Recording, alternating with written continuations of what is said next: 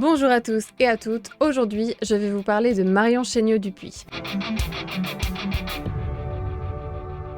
Marion Chéniaux-Dupuy est née en 1980 dans le Périgord et c'est une alpiniste et autrice française. Elle est partie à Calcutta pour la première fois à 16 ans avec sa meilleure amie dont le père était médecin et fondateur de la Street Medicine afin d'aider les populations locales démunies. Elle y retournera en tant que bénévole dans une clinique pendant 6 mois avant de quitter la France à ses 18 ans avec l'accord et le soutien de ses parents. Elle rejoint ensuite un monastère pendant 4 ans et sera la disciple du moine Bokha Rinpoché, grâce auquel elle participera à des projets éducatifs au Tibet, pays dans lequel elle vivra 22 ans. Avec les ONG locales et internationales, on a monté toutes sortes de projets. C'était la concrétisation du souhait de Bokha Rinpoché, donc en amenant des cliniques, des écoles, des jardins potagers, des formations professionnelles. Ce point de départ en fait, de la mission de Bokha Rinpoché, c'était d'aider à travers l'éducation. Elle participe à des missions de trekking avant de se former pour devenir guide de montagne en Himalaya. Et c'est la première femme européenne à gravir 3 fois l'Everest en 2013, 2016 et 2017. Et ces ascensions vont la motiver à vouloir protéger la montagne. Mission qu'elle va accomplir en créant l'association Highland Initiative et le label Clean Everest afin de nettoyer la face nord de l'Everest. Elle est à présent aidée dans cette mission par plein de gens, des Tibétains, des nomades, et elle a également fini par obtenir le soutien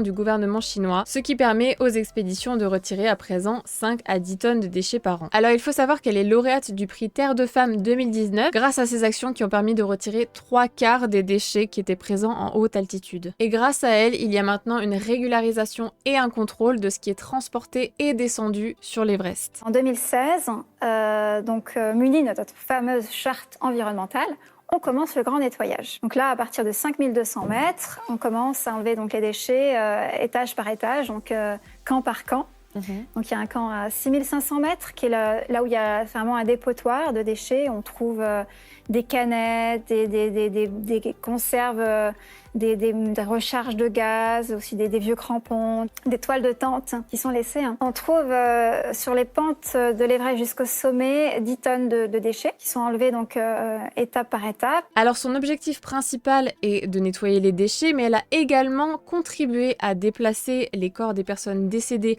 loin des chemins principaux afin justement de respecter le repos des défunts. Elle a également écrit 2 livres, le premier Respire tu es vivante de Lhasa à l'Everest et le second L'Everest du potentiel, 7 étapes pour révéler ses forces. À travers son deuxième ouvrage, elle apporte aussi des réflexions sur soi-même et sur comment révéler ses forces, car Marion est aussi une femme avec de grandes valeurs morales. Lorsqu'elle avait accompagné sa meilleure amie et son père à Calcutta, elle explique que ce séjour lui a ouvert les yeux sur la détresse de certaines populations locales, mais l'a également motivée à faire quelque chose pour aider. Sa fille, donc Anna, était ma meilleure amie au collège et on est allé le rejoindre toutes les deux à Calcutta quand on avait 16 ans. Et c'est là en fait où est née pour moi la première brèche de mon Everest intérieur, on va dire. Ça a été la rencontre avec les patients, des malades dans la rue de Calcutta et les personnes qui arrivaient du Bangladesh à cause des inondations. Et ils étaient tous soignés dans les bidonvilles dans la rue et il n'y avait pas de clinique pour les accueillir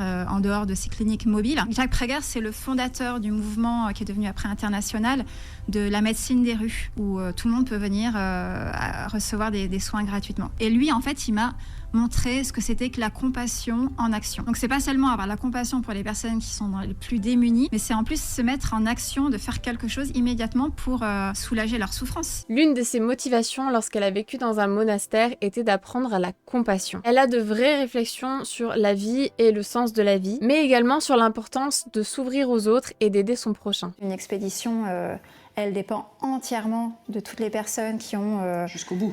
C'est-à-dire oui, qui ont même monté la corde fixe qui sécurise la voie, ceux qui ont monté les charges pour avoir l'oxygène, les tentes, la nourriture jusqu'au dernier camp, ceux qui ont fait même l'équipement de montagne. J'ai jamais été séparée de qui que ce soit. J'ai toujours dépendu. Non, on dit dépendu. Je dépends toujours J'ai toujours été dépendante. J'ai toujours été dépendante. Ouais. Des personnes qui ont créé cette chaîne par laquelle je suis arrivée là. Mais cette réalisation, elle semble tellement simple, tellement évidente. Mais en réalité, ça change toute la perception que j'ai de moi-même et de la manière dont je vais m'inscrire dans le vivant et avec les autres et avec la nature. Un des voiles principaux qui m'empêche de me sentir justement en lien avec les autres et avec le monde, c'est parce qu'en fait, je veux être la meilleure. Et ça, c'est... Mais à la base, c'est vous.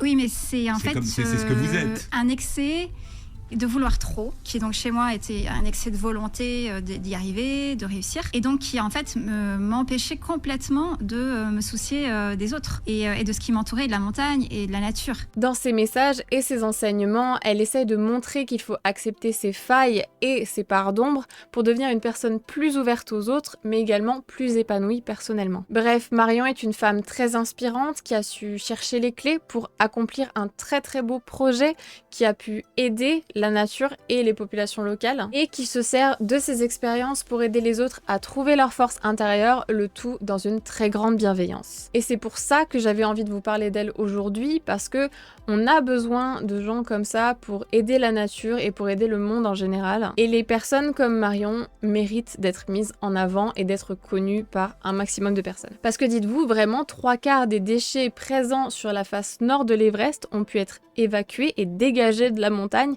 grâce à elle. Et bien sûr, grâce à toutes les personnes qui l'ont aidée. Mais vraiment, c'est un accomplissement de dingue en fait. Et c'est trop cool de faire ça. Voilà, c'est tout pour cette vidéo. J'espère qu'elle vous aura plu. Comme d'habitude, tous les liens utiles de Marion et de ses projets sont dans la description. Donc n'hésitez pas à aller voir tout ça et à checker ses ouvrages si le cœur vous en dit. Moi, je vous dis à la semaine prochaine. Et comme d'habitude, portez-vous bien, prenez soin de vous et de vos proches. À bientôt. Bye bye!